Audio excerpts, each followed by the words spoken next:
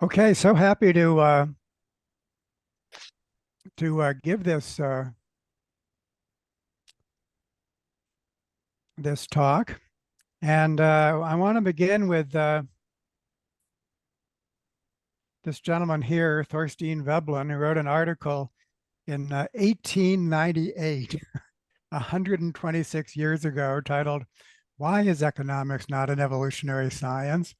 And the amazing thing about this article is how relevant it continues to be. In other words, it could have been written uh, yesterday. Here is his incredulous description of physics of social behavior, basically the birth of neoclassical economics, which is still widely quoted. So you've probably read this at one time or another. The hedonistic conception of man is that of a lightning calculator of pleasures and pains, who oscillates like a homogeneous globule of desire, of happiness under the impulse of stimuli that shift him about the area, but leave him intact. And here is what he had to say about economics as an encapsulated discipline. It may be taken as the consensus of those men who are doing the serious work of modern anthropology, ethnology, psychology, as well as those in the biological sciences proper, that economics is helplessly behind the times and unable to handle its subject matter in a way to entitle it to standing as a modern science. And here is his own evolutionary view. The economic history of the individual is a cumulative process of adaptation of means to ends that cumulatively change as the process goes on, both the agent and his environment being at any point the outcome of past processes. Today, we would call this niche construction. So what we have here is an amazing case of cultural stasis, cultural evolution not happening over a period of over a century. And there's a number of images and metaphors that are used to describe this lack of change. The concept of paradigm more or less means a configuration of ideas that works internally to an extent. So it's internally integrated, but finds it difficult to escape its own assumptions. And then we have these two visual metaphors, one from evolution, the concept of an adaptive landscape with peaks, where we envision evolution as a hill climbing process capable of climbing a peak, but having more difficulty going from one peak to another. So in this case, we might imagine neoclassical economics as occupying one of these lesser peaks and therefore resisting change. And then from complex systems theory, the inverse visual metaphor of basins of attraction, where we envision the system lying like a ball at the bottom of a bowl and resisting displacement unless you can displace it far enough to fall into another bowl. And so all of these in their different ways.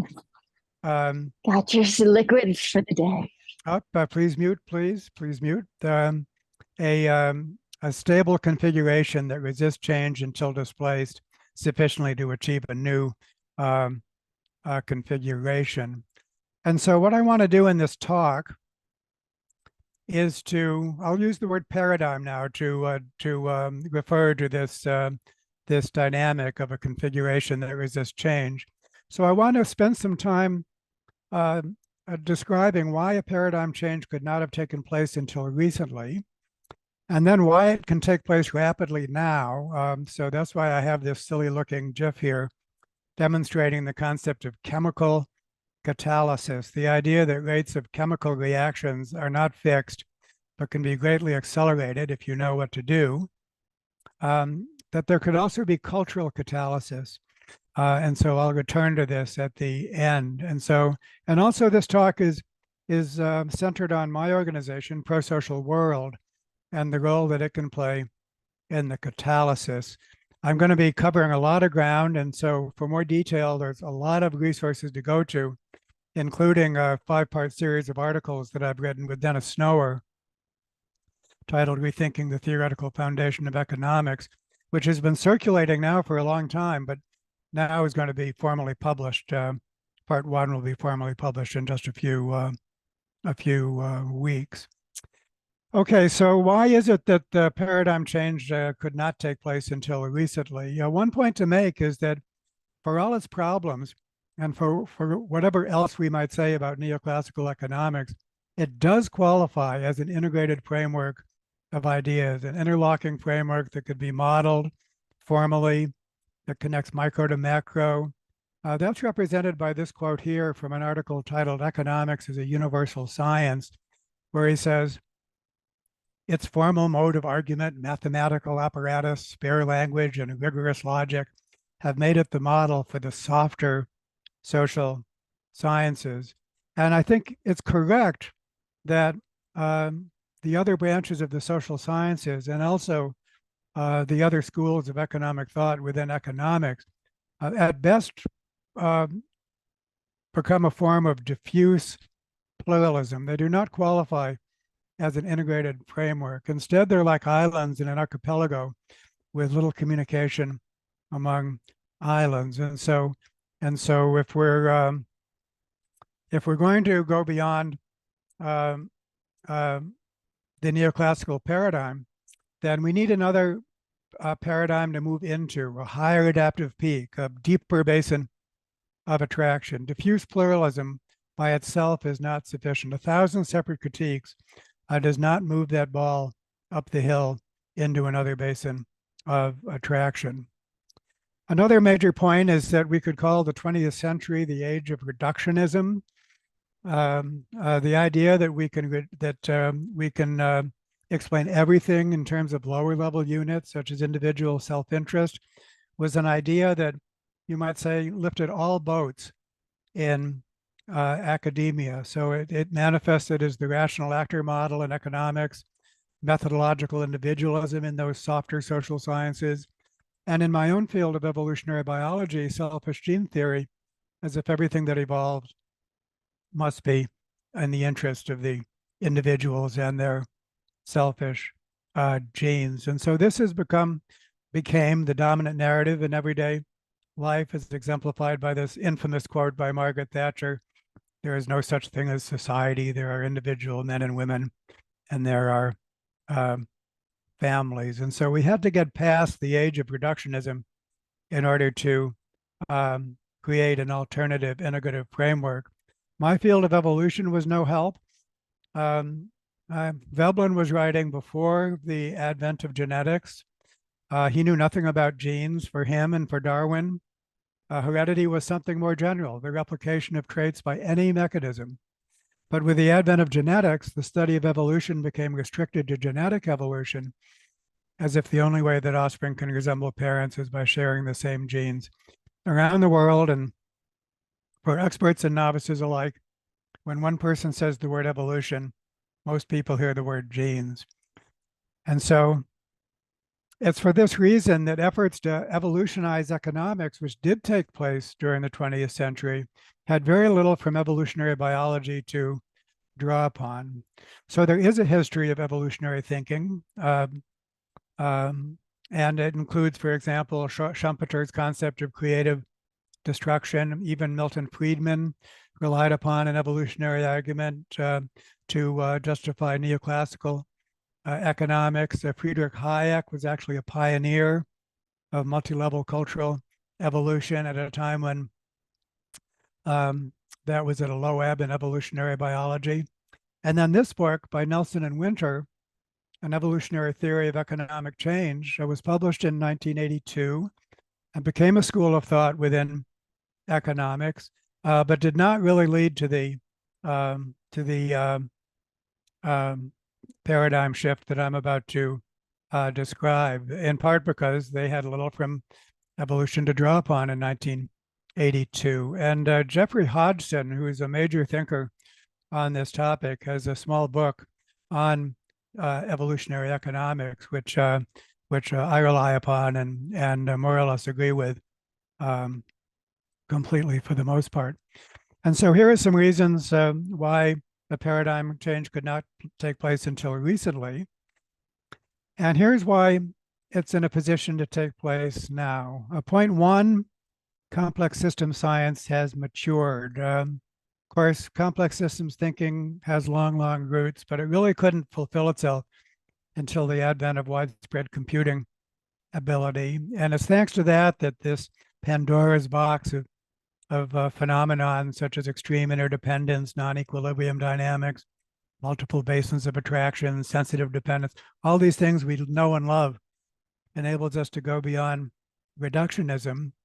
And look at these dates. One of the first popular books introducing chaos to a general audience, published in 1987. The Santa Fe Institute, which of course is a hub for complex system science, established 1984. That's how recent it is, but it has matured to the point. So now it provides a foundation for just about any topic in the physical, biological, and human social sciences. This could not have taken place 20 or 30 years ago. And then evolution, after the Great Constriction, actually has broadened out and now defines Darwinian evolution as Darwin did, as any process that combines the triad of variation, selection, and replication, no matter what the mechanism. And so now, in addition to genetic evolution, we have epigenetics, forms of social learning found in many species, especially forms of symbolic thought that are distinctively human. Evolution can be an intragenerational process. All of this taking place only during the last 50 years. Could not have taken place before then. Part of this generalized Darwinism is dual inheritance theory, the idea that there's two streams of inheritance in our species, the genetic stream, and then our symbolic meaning systems. And to think of our symbolic meaning systems as like our genes there's a tremendous metaphorical transfer for that I look forward to discussing with you all in detail. Can only touch upon it here, but what it highlights is as with our genes, if we want to change how we act on the outside, in other words, our phenotype, beyond our limited repertoires, we also must change the way we think on the inside. So this inner-outer distinction and the need to work on both is a very important part of generalized Darwinism. And the other important part is multi-level selection theory. This meme that I coined with the other Wilson, E.O. Wilson, describes the basic dynamic, which is that there's something inherently vulnerable about all prosocial behaviors. Altruism and all other forms of prosocial behaviors are inherently at a selective disadvantage at the smallest scale of interactions within social groups. So selfishness beats altruism within groups. Thankfully, altruism and all other forms of prosociality have an intrinsic advantage at a higher scale of groups of prosocial individuals robustly outcompeting groups whose members cannot cohere. So altruistic groups beat selfish groups. And when we expand this dynamic to multiple levels, what we can say is that multi-level selection is like a perverse alchemist who turns gold into lead. So self-preservation easily leads to self-dealing. Helping family and friends, a good thing, easily leads to nepotism and cronyism, all the way up to growing the economy, overheating the earth. And it's humbling to contemplate that nearly everything that we regard as pathological and corrupt at a larger scale can be traced to behaviors that are cooperative and virtuous at a smaller scale. Prosociality is both the problem and the solution. And if we don't understand this dynamic, then we just are not in a position to work towards positive change. Multi-level selection is absolutely foundational to positive cultural change. And so having identified complex system science and evolutionary science as like the foundations for a new paradigm, I also need to stress that their integration is still a work in progress. And just days ago, I completed a podcast with Graham Boyd, who's on this call and who has a background in complex system science, in which we explore this in great detail. So I'm very happy for this podcast to be made available.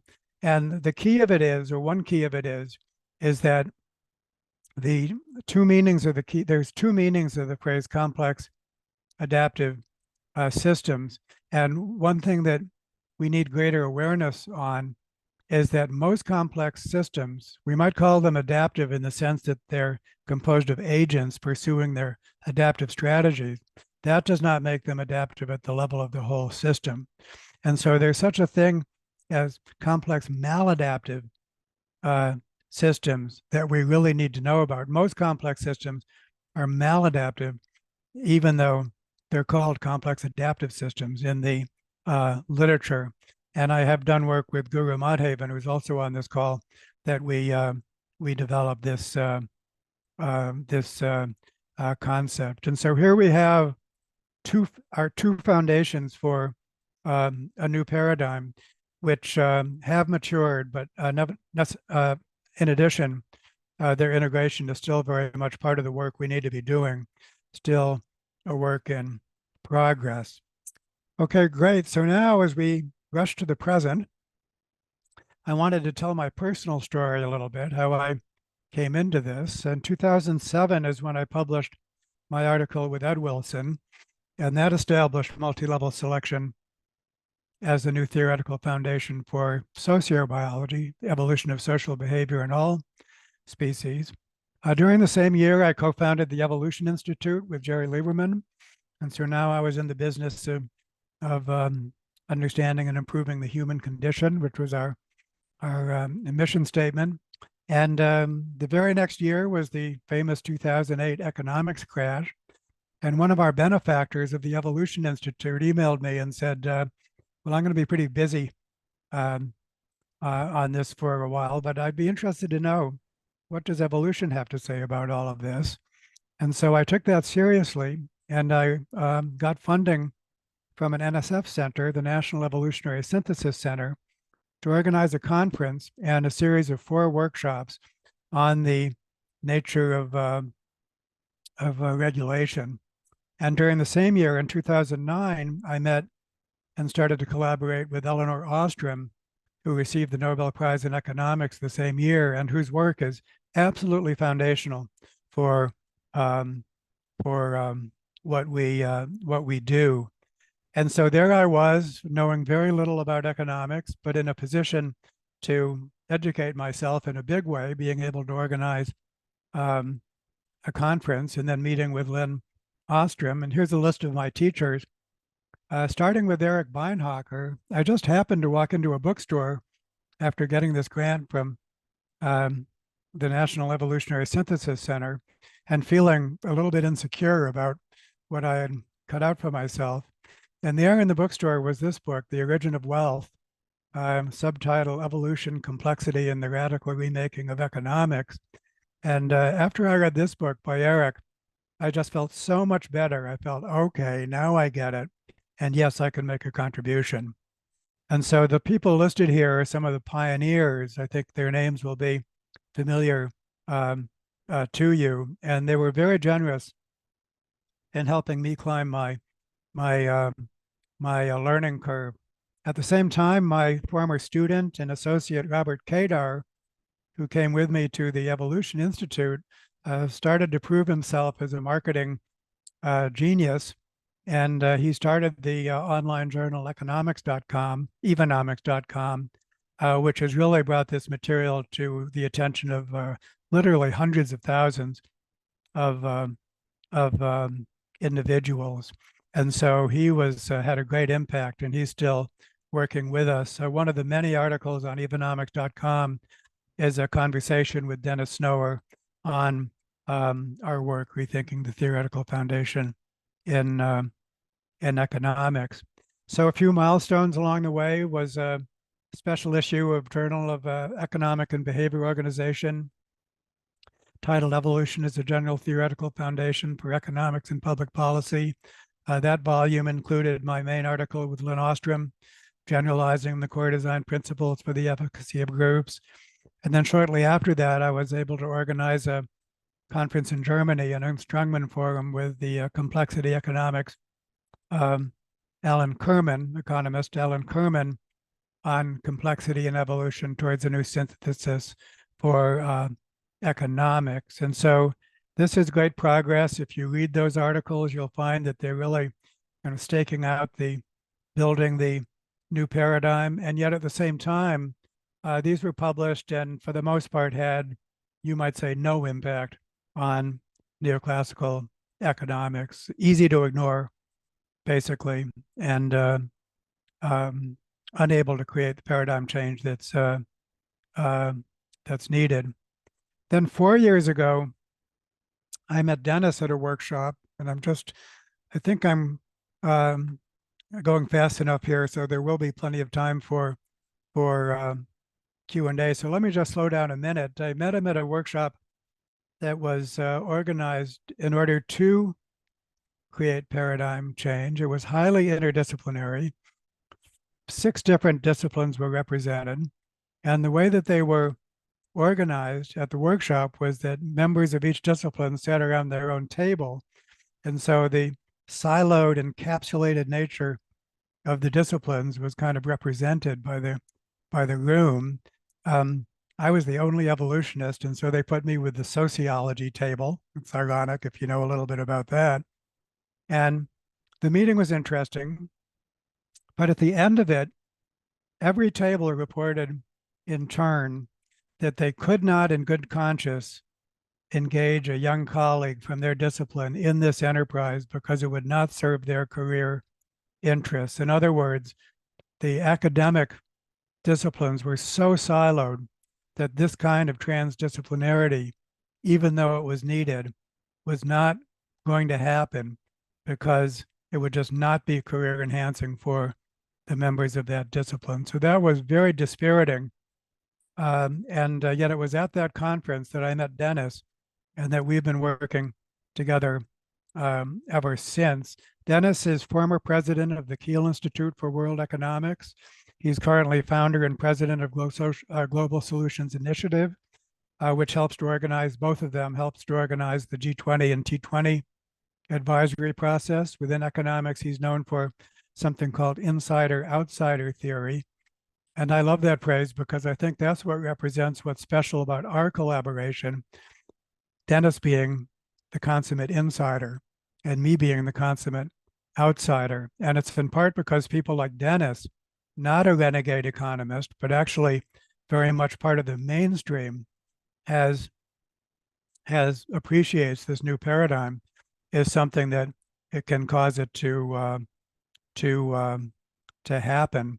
And so one thing we did was we worked with the ESRC, Economic and Social Research Council, their Rebuilding Macroeconomics program, in order to develop, in a practical sense, a framework for working with groups at 4 levels: individuals forming teams representing organizations that expect to work with each other as a kind of a scaffold for a multi-level cultural evolution. Okay, so now let's just take stock here. What I hope to have shown is that the evolution complexity paradigm does provide a new integrative framework to build upon. The higher peak and the deeper basin of attraction, and that we don't need to get from here to there. We don't need to really travel from the lower peak to the higher peak or the shallow basin to the deep basin. We could actually, there's a there to just immediately occupy. We can proceed directly to the there by building upon this new paradigm. And so here's a quote. I'm going to read it and ask you where you think it comes from. The central values of civilization are in danger. Over large stretches of the Earth's surface, the essential conditions of human dignity and freedom have already disappeared. In others, they are under constant menace from the development of current tendencies of policy. The position of the individual and the voluntary group are progressively undermined by extensions of arbitrary power. So in some ways, I think, unfortunately, this passage describes our current moment, and yet it was written in 1947 as the preamble to the statement of aims of the Mont Pelerin Society. And that's so ironic because, as many of you know, the Mont Pelerin Society was basically the organization that played an outsized role in establishing the neoclassical paradigm, a coalition of thinkers and doers who worked to establish the neoclassical paradigm over a period of decades. And the fact that their founding statement is proof is still basically describes the current world, now dominated by the neoclassical paradigm, is proof that it has not worked as intended. Nevertheless, we can learn from their model, and we can think about establishing a new coalition of thinkers and doers to establish the new paradigm. What would that look like?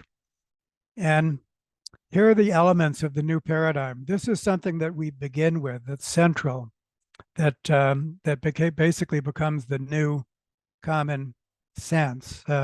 First, it does not fall into any current political camp. It's not left, right, or libertarian. It can draw upon the legitimate elements of all three. So we don't want to confuse what we're doing with just kind of old-fashioned lefty progressivism.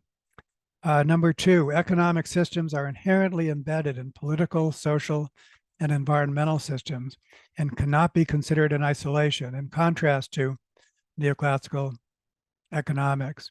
Three, the central metaphor of the invisible hand, that the pursuit of lower level interests robustly benefits the higher level common good, is profoundly untrue. Multi-level selection theory tells us the opposite.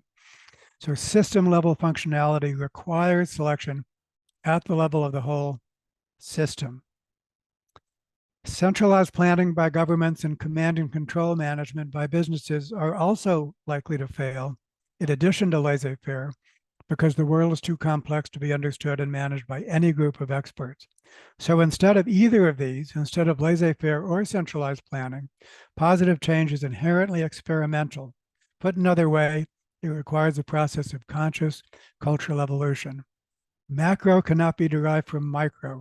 Embedded economic systems are inherently multi-level, and the meso levels must be considered along with micro and macro levels.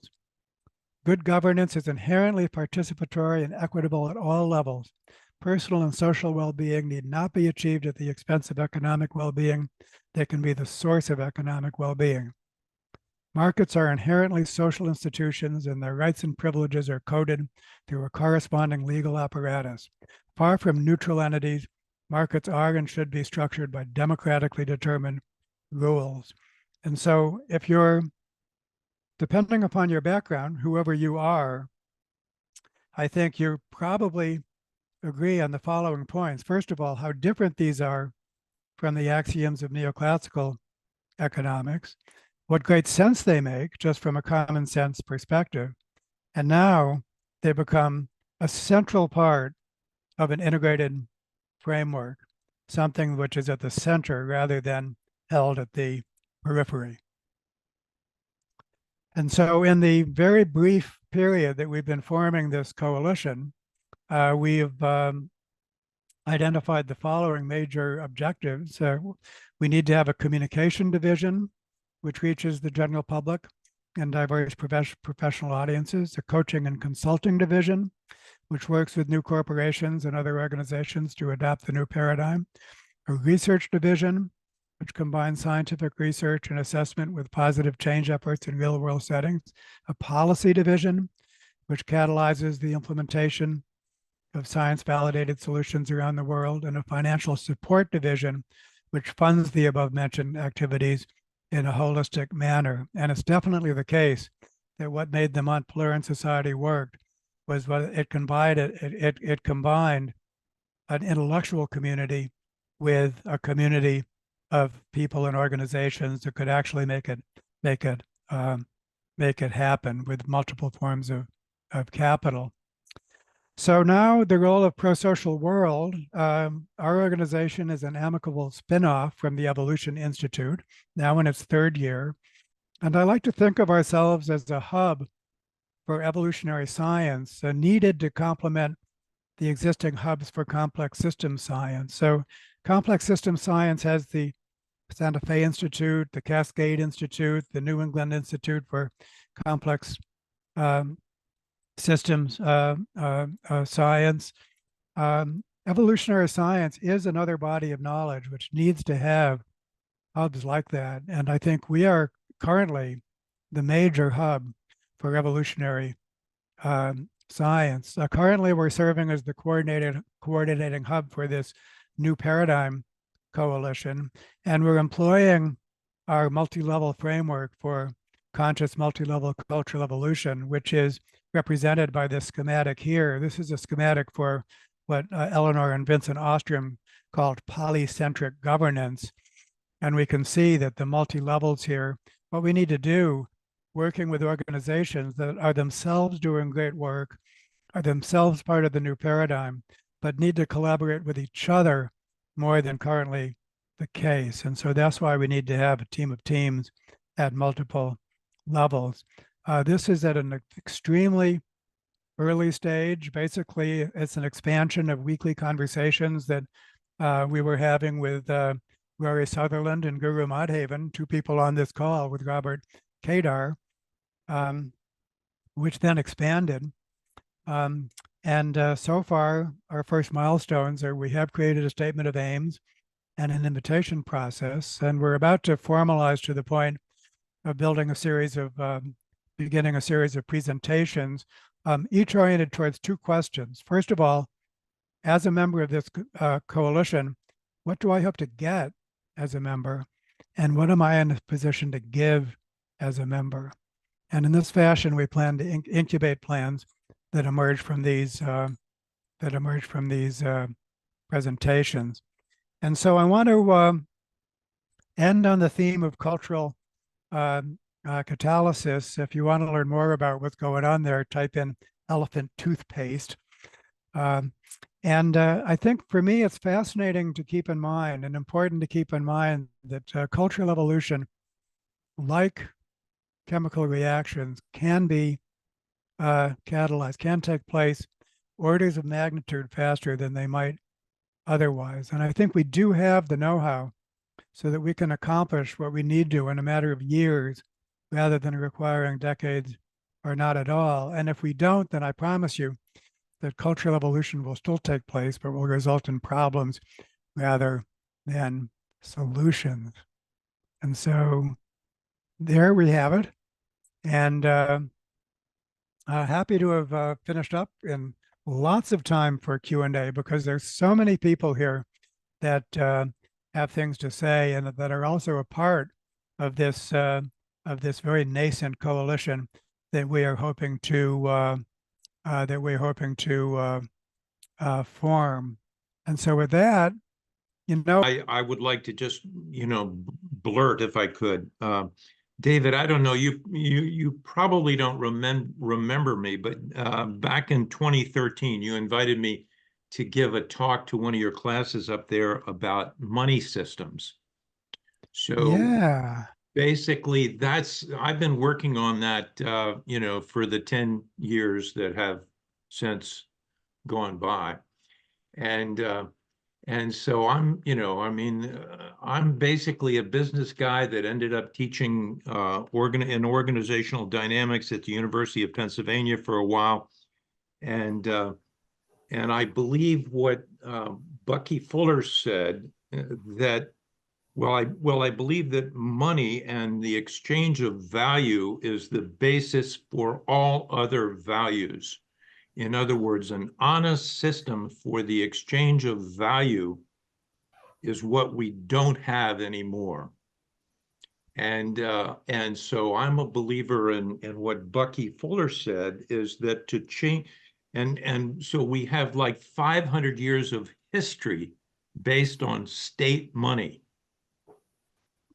And so, you can all, I'm sure, imagine the difficulty of moving or changing that social dynamic.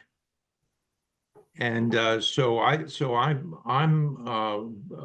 follow Bucky Fuller when he said that you don't change people's mind, you put them in a system that creates an environment that supports what they need, and then that changes their mind. So anyway, that's all I really wanted to say. And David, thank you for all that you've done, even to bring this group together. And I'm still learning tremendous amounts from you.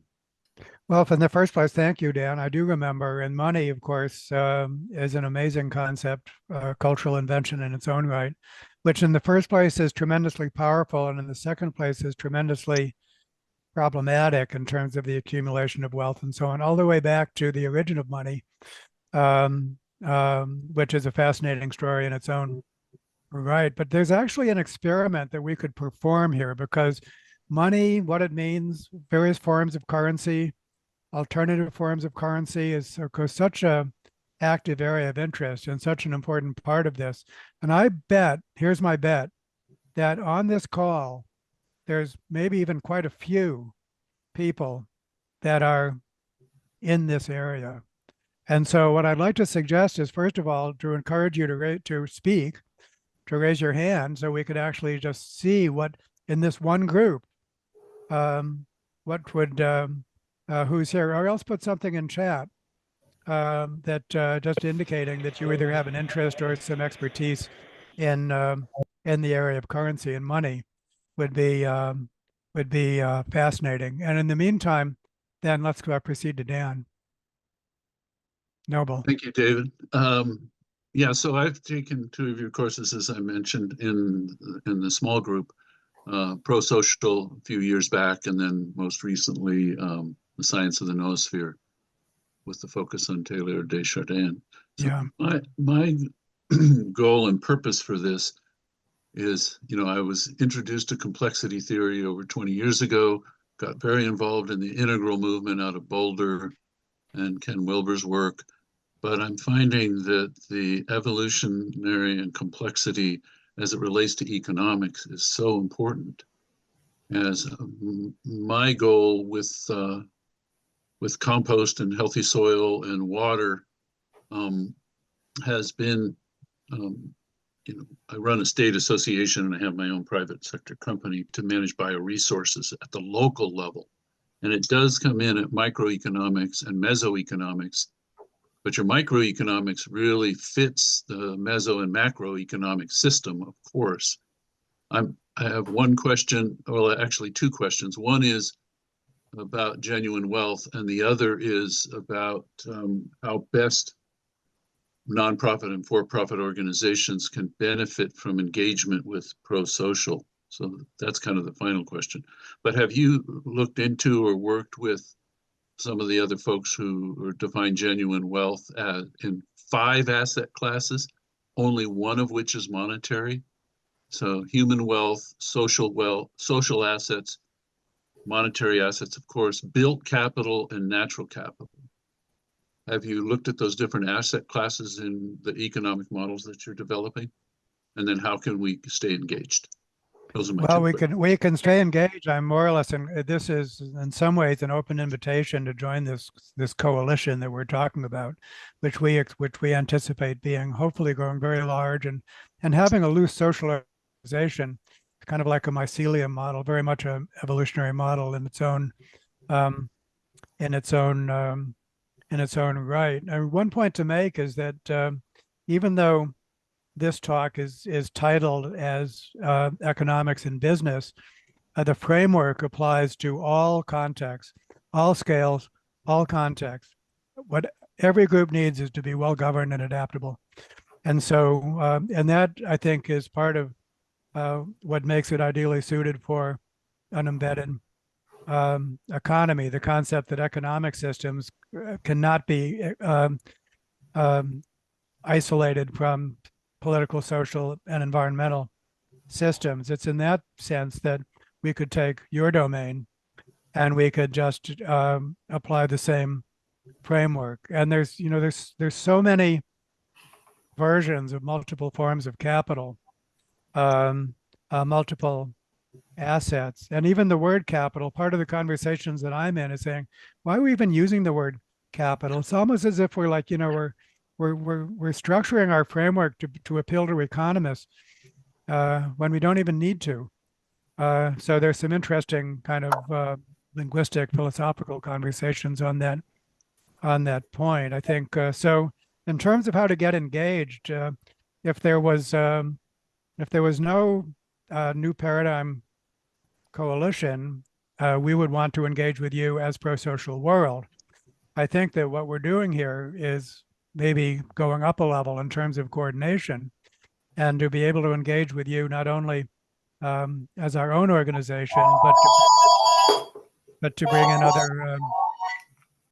in other organizations. So I think that this we'll follow up on the registration list. Everyone who's on this call and everyone who registered, with some links for how to get involved with ProSocial and how to get involved with the coalition. And I very much look forward to that. Steve, would you like to go next? Sure, just briefly, I'll mention I have an interest in currencies. I wouldn't say I'm actively involved in it, but I do think debt-backed positive interest rate currencies is the root of many, many systemic issues. So alternate currency designs, I think, are fundamental. And I'm hearing you echo that, David. I also just wanted to thank you for the work that you're doing and underscore the importance of the integrated framework. There's been many, as you say, the diffuse pluralism. There's lots of critiques, right? But just adding them all up does not constitute a viable alternative. So thank you for that. And the final thing I will say is just my own work is involved in long career in technology and software development, and in developing a platform to help foster the kind of evolutionary experimentation that you're talking about, where self-organizing groups can define their own memetic signatures, can enforce membranes of data sovereignty and define value flows using whatever definitions of value they find useful for conducting these experiments into interaction and social organization. Thank you. I often have an image of the night sky when I think of all of these organizations. And, if you look at the Hubble photographs of the universe, you see these galaxies, which are dense collection of stars. And then you see many such galaxies with vast empty space, or you might say dark matter, separating them. And so each and every one, I could meet someone and I could say, man, you've got such a great social network. And then I look at that Venn diagram with other people, and it's just so much space between them. And so I think that's one of the things we're doing. And when you do, then it's like a match to Tinder. I think that's what catalysis is about. Literally speaking, chemical catalysis, a catalytic molecule is one that takes other molecules, holds them in an orientation where they bond to each other, and it's released to repeat the process. That's what chemical catalysis is. And so you can imagine the cultural version of that, finding people in organizations, bonding them to each other, and then being released to repeat the process is my model of cultural catalysis. And it's taking place right now. This is a catalytic moment that's taking place in this hour. So Andrew. I wanted to invite everybody to check out a talk. I can just give you if you Google the words "recognizing a usurpation of society," it's a 15-minute talk, and I would say that what was the language you just used? It describes in great detail, using examples from reports to town meeting, from Arlington town meeting from the 1920s to 70s, the loss of informational catalysis. And that reached a milestone in the 1970s when Medicaid and Medicare came in. That a lot had already been lost, but it has to do with who controls risk management and so forth. And I would love it if anybody checks it out. Believe it or not, it was given as a summer service talk at a UU church in Arlington. Thank you.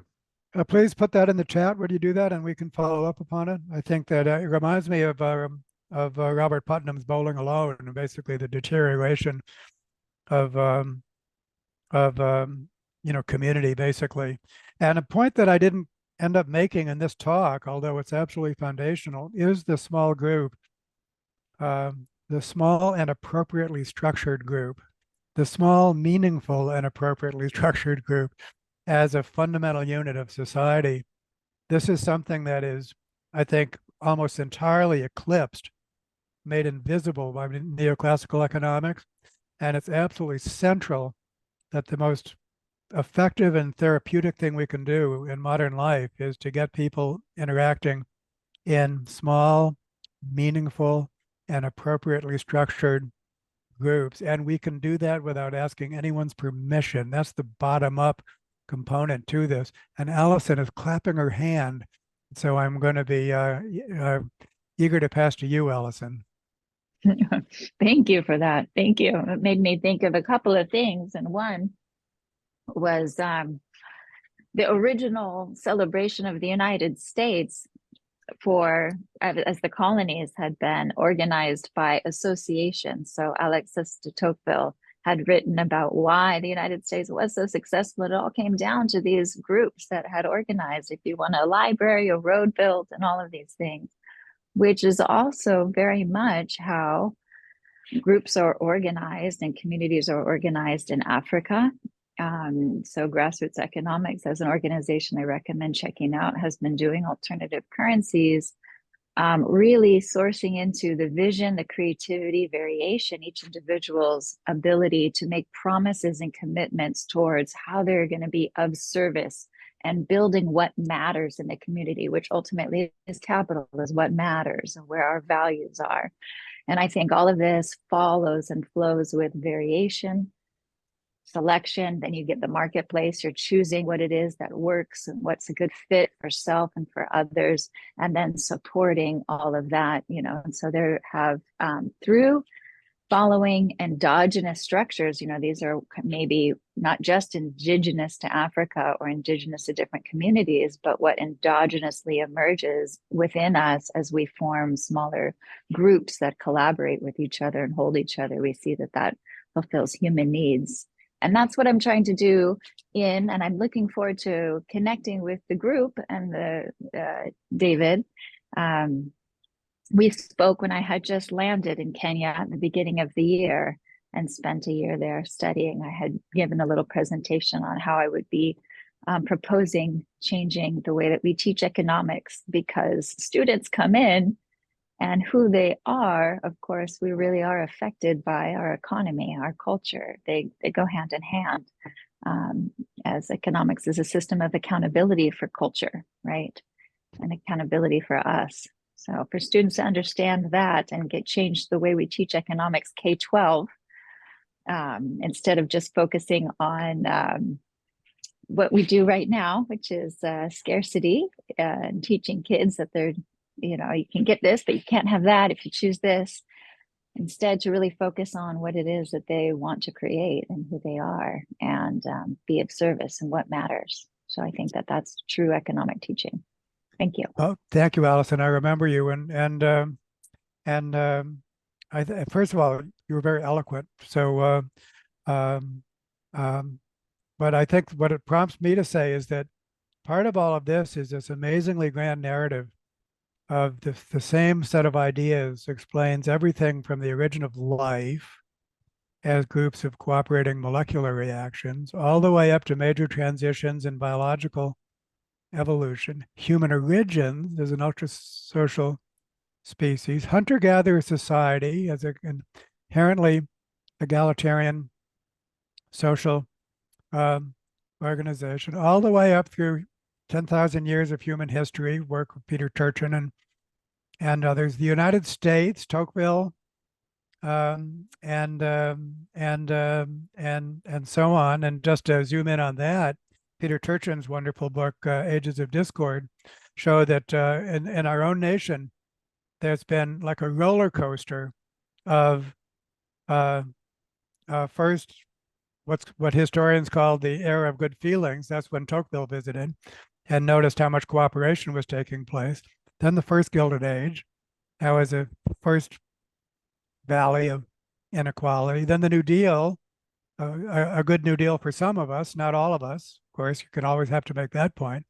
And then now the new second Golden Age, Gilded Age of extreme inequality. And one culture is like a roller coaster. Then you could expand that view, work of Darren Acemoglu, for example, with his Why Nations Fail, to explain basically the spectrum of nations going from what they call inclusive to extractive. I mean, this is one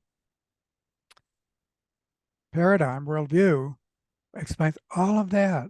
The biology, the human culture, cultural diversity is this big bushy tree like biological diversity with immense, not only intellectual satisfaction to study that, we could, but also practical utility. So this is what motivates me. And so it's so great to be able to take this in so many different directions. So thank you for allowing me to that rant. So Hal, you want to go next? Yeah, I think the key political economic move is to set ideas free and build agency around ideas, as in propose solutions to problems. Like, and the problem we have, one of the major causes of inequality is the ownership of ideas. And we have political parties that have lost their core ideas. They become sources of great games for political consultancies that nobody understands except them. I would say I would recommend that we start having single issue political parties, and the only way to do that is to get rid of the first past the post elections and have ranked choice or instant runoff elections. If you're going to have 20 really diverse people running for something, the only way it will sort itself out is by a series of runoffs, which can be done all at once using ranked choice. But I guess those are my two ideas. The idea of, well, an idea is the perfect core for a CDP-based group, in my opinion. Yeah, courtesan principles for the lingo for everyone, but yeah. I find myself thinking, are you done, Hal? Did you want to say more? I only to say the current political parties are like a terrible candidate for any kind of or a group like that. Yeah, and I think that one has to, there's like deep structural changes that need to be made. Yeah. And I think that's one of the important things about multi-level cultural evolution is very often when you diagnose problems, then sometimes the problems exist at a large systemic scale, and it's not so easy to do things at the smaller scale, given the larger scale problems. And yet often those larger scale problems are not going to be the ones that are going to be fixed anytime soon. So we're not going to change the electrical system anytime soon. We could work towards it. We can definitely work towards it, but what do we do in the meantime? At that point, they have to be treated as an obstacle that we work around. And then we see what can we do with current variability, basically, in order to solve some of these problems. That brings in a whole branch that I didn't get a chance to talk about of what's called contextual behavioral science and acceptance and commitment therapy and training, which actually teaches this kind of flexibility in working around obstacles. And I could list examples of systemic problems that are being solved, no thanks to government. And I think often it's going to be the case that that's how change takes place. And then government is the following force, not the leading force. And then and then a final point, I think one encouraging thing just recently is this, this way of thinking gathers steam, and it's still so tiny. The combination of complexity is big. I mean, most people get complex system science, at least they know how to speak the lingo. Evolutionary science is way behind that in terms of just people having the intuition. But just recently, within the last few months, 2 people from the pro-social community have been elected to the city councils of their cities, and so now they're in the political process, and it's going to be so interesting, and to encourage others to enter politics, at least at that low level, and then to see how could we make these ideas work at the level of city governance. So I think that's an exciting development that's just, in its very nascent stages. Cheryl? Yes, my area of expertise has been communications, and I want to get involved at that level. I was very encouraged. I didn't know about the Santa Fe Institute. I live in Albuquerque, New Mexico. Okay. Okay. And so because what I've been involved with since my retirement is I'm in these discussion groups where I'm experimenting with pro-social organization of the group itself, and then what we discuss, because the biggest thing is at the macro level, changing the story of individualism and community there is a point where we can have both, and getting those discussions going, the materials that I try and do it as a question, like instead of coming to conclusions, is what are the questions we're asking? And what I found is if a story is different, people look at the same thing in a different way. And so I have been encouraged because people are changing their minds with such a minimal amount of effort that it's just stunning. And I want to be able to continue that and get the stories, get the analogies, get the communications materials that I can just spread it around. That's what I would like to do. Yeah, well, let me reflect upon that in 2 ways, Cheryl. They're both so important. One is the importance of story and symbotype. And I showed that little graph of dual inheritance theory, in which we think of our symbolic systems, our worldviews, our meaning systems. The vocabulary is very loose. The stuff that's in our heads, and not just in our heads, but our rituals, our practices. There's all this cultural stuff, which in some sense is the equivalent of our genes. And let me just expand a little bit, because if each of us is a collection of genes. We call that our genotype, and that influences just about everything that could be measured in us. We call that our phenotype. Your genotype actually gives you a degree of flexibility. All organisms on the face of the earth, even plants and bacteria, have a kind of a flexibility built into their genotype that enables them to respond to their environment. So all of us have a limited degree repertoire of flexibility in our response to the environment. If you want to go beyond that, you have to change your genes in genetic evolution. Now take all of that and think of that with respect to our meaning systems. What it means is whatever's currently in your head gives you a repertoire for seeing and processing information and ultimately enacting. That repertoire might be working well or poorly for you, but if you want to go beyond it, you've got to change that meaning system. That's the inner work. And it can happen fast because so much of it is communicated through stories. So there's many, many examples in which you basically, in one way or another, you start thinking about things a different way. And it doesn't have to be slow. It doesn't have to be slow. And so that means just communicating the paradigm all by itself, by reorienting common sense, can have a tremendous effect that then we could build upon from there. And acceptance and commitment training, I could give you many examples, including scientific studies, which show that even something like reading a book or a 15-minute micro intervention actually does do that.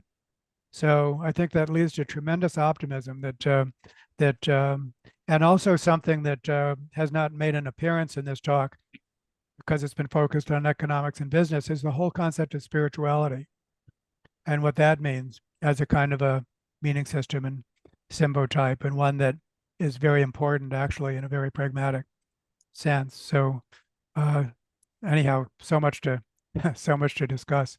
Michael. Thank you, David, and thank you for the work that you've done. I found the paper refreshing. A simple question, and for context, I'm a hands-on practitioner. We're working in a bioregion. There's roughly 20,000 denizens of the valley that we live in, and we're interested in implementing a living laboratory or becoming a living laboratory where we experiment with all kinds of new economic systems. A question towards the end of your paper, you mentioned a companion article called Putting the Multi-Level Paradigm to Work. Is that perhaps available? Yes, it is. And we can send it to you. So thank you for that. And it is available. We are accumulating case studies and I see that you're from the Transition Collective. Is that right? Can you just say a little bit more about that? And then I want to say a little bit about it. So the Transition Collective is a think, link, do tank. So we're doing some work, the messy humanist part of the work on the ground in the valley in just outside Cape Town. But then we need a collective of great thinkers like yourself up here, almost gathering the best of the best out there. So it's design global, manufacture local, the cosmo-localism approach. Right. Awesome. Okay.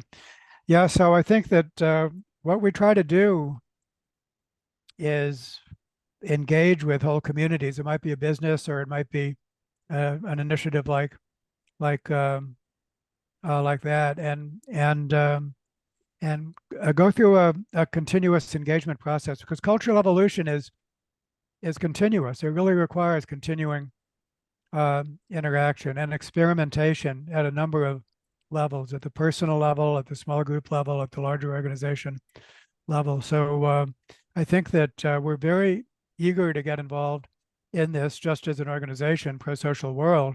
And then I can easily see with the coalition that we're trying to build, that just basically magnifying itself. So I really want to, I think, first of all, explore common ground, and then to do it in the context of other organizations, which is a form of catalysis, especially you're in South Africa. Is that right? Yes.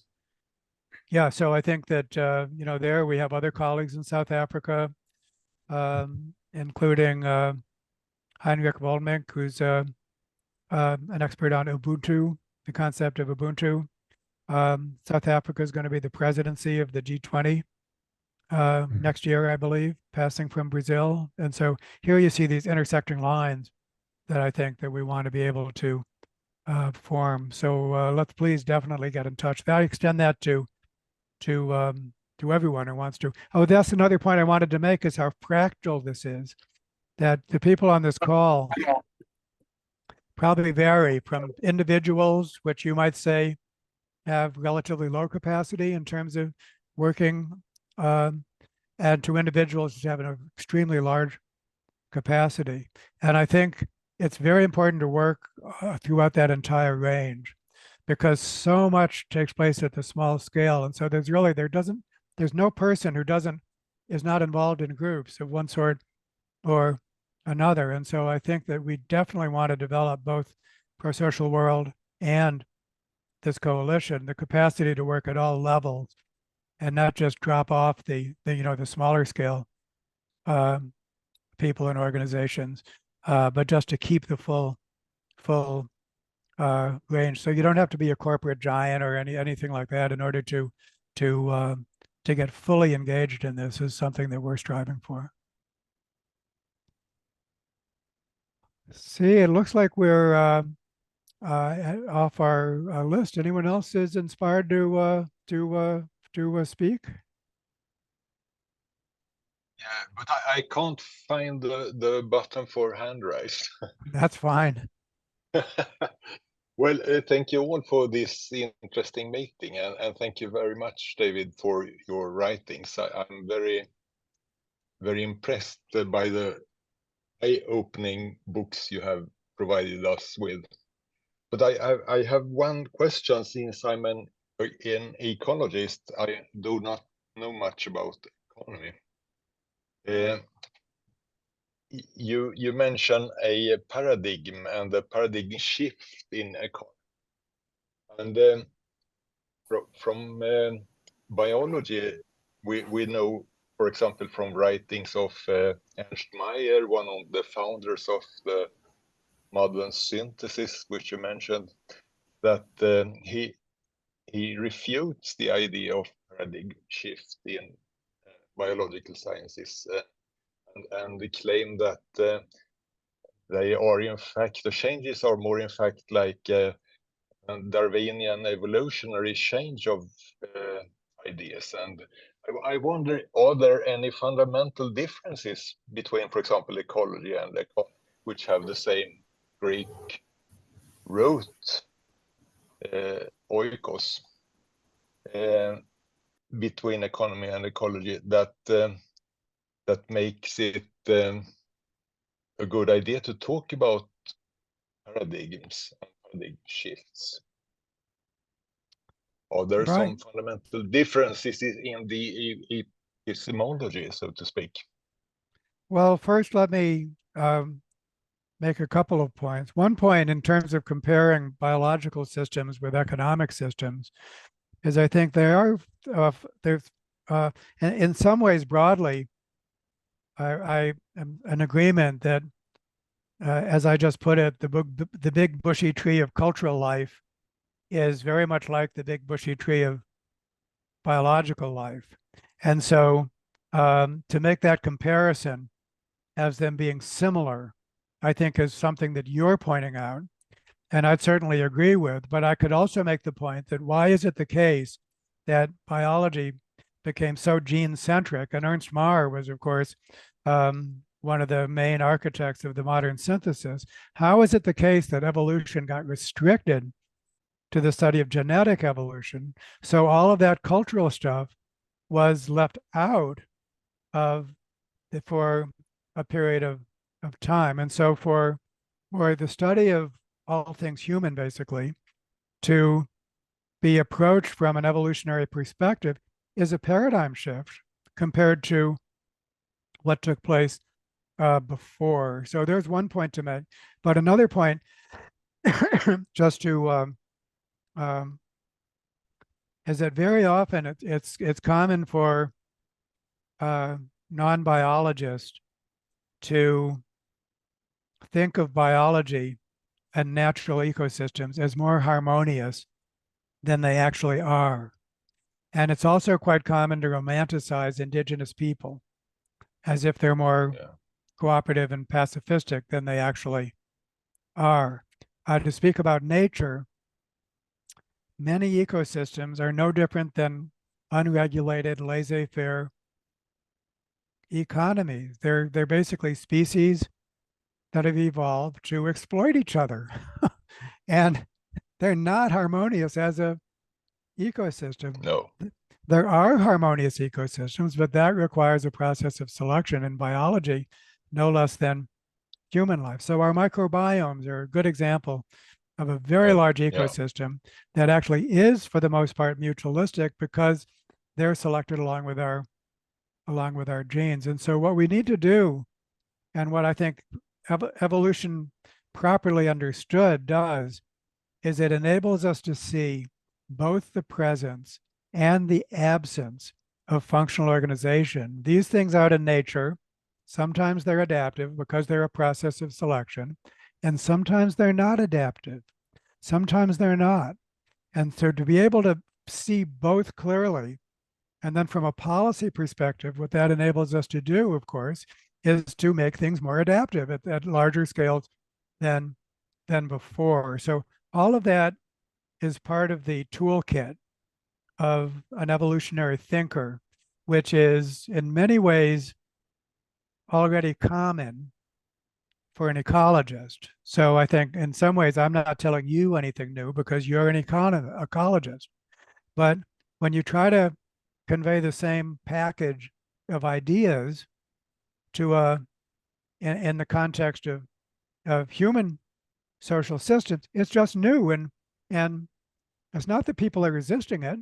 Sometimes they resist it, but sometimes it's just they haven't encountered it yet. And that gets back to the communication part of this. We just simply have to communicate this far and wide to diverse audiences, and that all by itself will have a big beneficial effect before we even get to the details. So the communication end of this is a very important part of this. Okay, so we are 3 minutes out. Now, let me say that in ProSocial World, we have 2 events on Fridays. We have seminars like this, which alternate between noon and 6. And then on the alternate time period, we have a more an informal cafe where we get to talk about whatever we like. And so at 6 o'clock tonight, it's now, I'm a Eastern Standard Time, so those times are Eastern US times. I'll be back with whoever wants to join from the ProSocial Commons, and we can continue this conversation within our own community. But in the 2 minutes remaining, I wonder if we could just have some very brief checkouts. I'm gonna call on some people at random. Isn't that devious of me? So Graham, are you there? And would you like to just say a word or two and check out? And then Kathleen, would you like to be on deck? I'm here gladly. So I'm checking out. Really grateful that I joined the call despite it being, well, early evening on a Friday after 2 very, very long and stressful weeks, because I've learned new things in the call that I didn't know before, and I've met people that I didn't know before. 2 of my favorite activities in life. Great. I encourage everyone to view our podcast. Kathleen, how about you? Would you like to check out? Oh, you're muted for the moment. And then Shakhtari, I think I'll put you on deck, Shakhtari, if you're there. Thank you, David, for your work. I've been following it for a long time, and I need you, and a lot of people need you to help us connect the dots and help us understand those through points in this complexity of information that helps us move forward. I really appreciate you mentioning the cafe. I'm an advocate of the cafe, and somebody asked in the chat, how do you join? You do have to be a member of the ProSocial Commons, and you can find that button on the ProSocial World, amoeba image that indicates all the groups. And if you'd like to join, that is an emergent platform, emergent community that is designed to give people a place to talk about these ideas and get help for moving them forward. So more on that later. And Okay. check Shakhtari. Thank you. Shakhtari, are you there? Can I pick on you? Don't see your image. Breakout room, she had There's a some note. technical challenges. Yeah. there's a note Okay. there from Okay, maybe Richard, Coates, I could call on you, and then now we're at time, so you'll be the last. And thank you, everyone, for joining us. Yeah, I haven't had dinner yet in the UK, but I'm feeling nourished from this conversation. I love doing that catalysis as well, and just seeing what comes from connecting people. And I love thinking of this meeting as catalysis. So I'm going to take that away with me. Awesome. All right, everybody. So thank you. Don't be a stranger. So we have like 2 levels of engagement here. One is with ProSocial World, but the other is with this coalition that we're trying to form. And so so we really welcome you into one or both of those relationships. So off we go. Thank you very much. Thank you, everyone. Thank you, everybody.